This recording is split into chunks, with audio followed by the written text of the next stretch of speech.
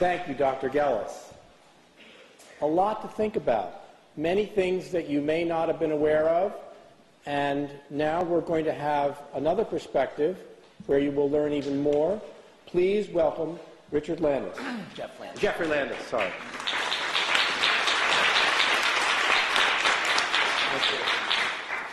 Okay, good morning, everybody. And I want to first thank Kate and the 5 O'Clock Club for inviting me to participate on this panel with the other distinguished members.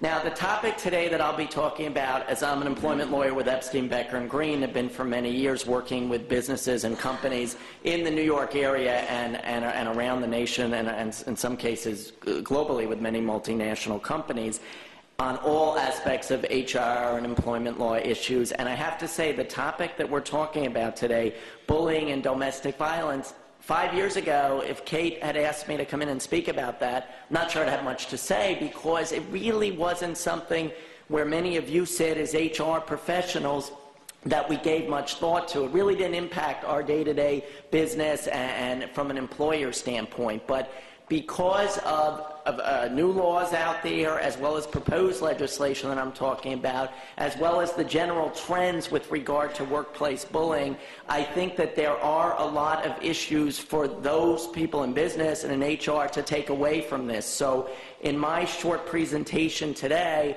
what I hope to do is hit on the legal issues in both these topics, but also, quite frankly, weave them in so that we can take away, as the HR professionals, some practical advice that you can take back to your respective workplaces. For those of you that are HR professionals, for those of you who are not working in HR but are perhaps clients of the 5 O'Clock Club, I think you will find also these issues quite interesting, hopefully, and quite informative. So I'm going to talk for the first part specifically about domestic violence issues, and then in the second half of my presentation I'm going to talk about workplace bullying issues. From a domestic violence standpoint, what I think has been the most recent development from the legal piece, where I sit as an employment lawyer, is that domestic violence is now a protected category under the law, meaning a victim of domestic violence, and Richard was talking about the statistics earlier and the severity of the problem, and, you know, quite frankly, because of the statistics, which I'll let Richard and Dennis focus on more, the chances, if you're in a small business, of having a victim of domestic violence may not be so great, as we just heard. But to the extent you confront that in your everyday lives in your business or HR professional, as an HR professional, there is a lot to think about. And we have to be very careful about these issues. So just like race, gender, religion, as many of you know, are protected categories, meaning we cannot refuse to hire somebody because of their race, fire somebody because of their religion or their race, gives rise to discrimination claims. A couple of years ago, the New York City human rights law passed a statute which gave domestic violence victims that same kind of protection, and it was followed just a few months ago in July '09 by passage of a new law in New York State. And the policy behind these laws is to make sure that those people who are victims of domestic violence, which is a very serious situation for these individuals to confront, a serious problem in our country, get the necessary time off, flexible schedule, and the necessary protection that they need as employees of businesses and of companies.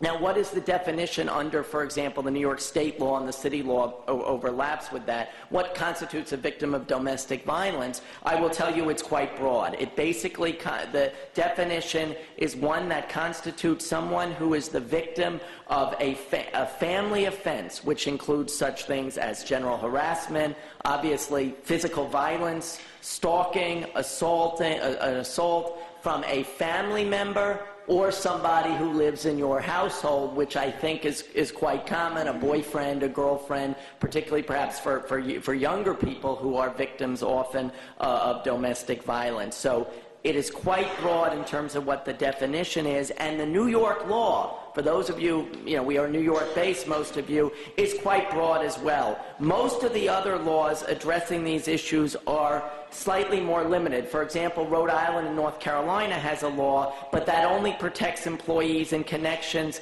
with, let's say, efforts to obtain an order of protection. So they get special protection in that area. And most states only protect employees from discrimination if, for example, they make a request for a leave of absence. So I'm a victim of domestic violence. I'm emotionally stressed out, obviously. I need a few weeks off. My company denies it. I now can sue my company. I have a cause of action against my company. New York imposes, however, much greater requirements. Why? Because this new state law says that an employer cannot discriminate in any terms and conditions of employment against somebody who is a victim of domestic violence. So that means we cannot, as an employer, you cannot refuse to hire somebody who's a victim of domestic violence.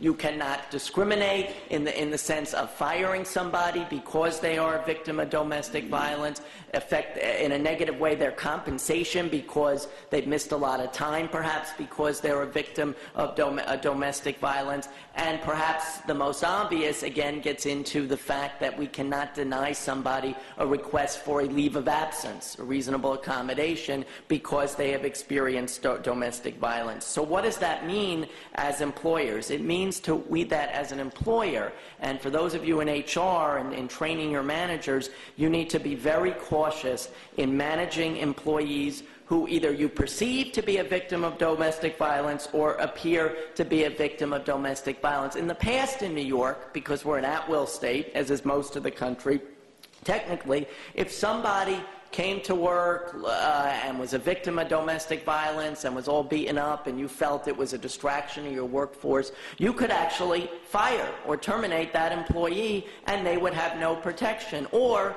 the classic case, the employee who is a victim of domestic violence, whose boyfriend or girlfriend or whatever arrives on the work premise, starts abusing them, becomes disruptive to the entire work environment.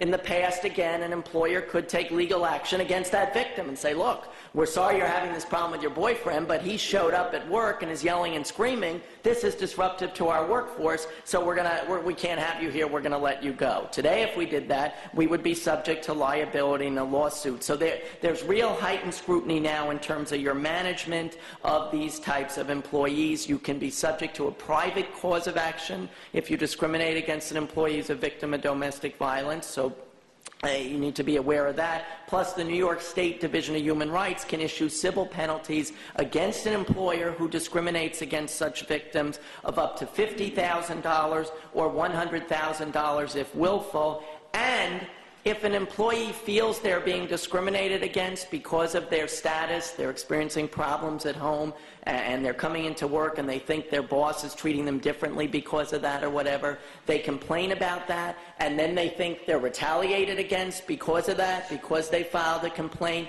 of being a victim of domestic violence, they can have a cause of action for retaliation under the law. So what do? As HR professionals, obviously we have to be very sensitive to these issues. I think it starts with training. Training your managers and supervisors, just like you may train on issues of sex harassment and racial harassment. We have to explain to managers and supervisors that victims of domestic violence have this special protection, and we need to train our managers as to what to do and how to handle requests of accommodations if people who are a victim need special leave time, and how also to recognize victims of domestic violence. As an employer, also this has practical implications because it's important to update all your relevant policies, such as your EEO and harassment policies, which probably talk about we don't discriminate against employees because of race, sex, religion, and the other protected categories. Now, that also includes victims of domestic violence. There is also liability against the employer in this area if we have reason to know, for example, or